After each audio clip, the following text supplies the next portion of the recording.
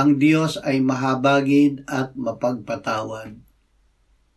Sino ang Diyos na gaya mo na nagpapatawad ng kasamaan at pinalalampas ang pagsuway ng nalabi sa kanyang mana?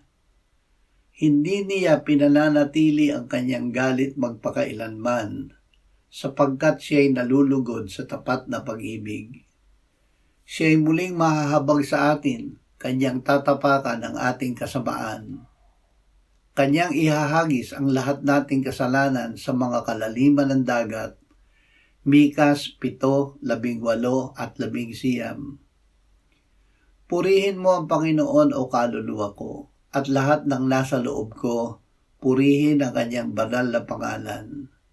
Purihin mo ang Panginoon o kaluluwa ko, at huwag mong kalimutan ang lahat niyang mga biyaya, na siyang nagpapatawad ng lahat mong mga kasamaan, na siyang nagpapagaling ng lahat mong karamdaman, na siyang tumutubos ng iyong buhay sa hukay, na siyang nagpuputong sa iyo ng habag at tapat na pagmamahal. Ama, kung kami ay muling magkasala, pukawin mo agad ang pagsisisi at paghingi sa iyo ng patawad, upang huwag kaming mahiwalay sa pakikisama sa iyo. Amen.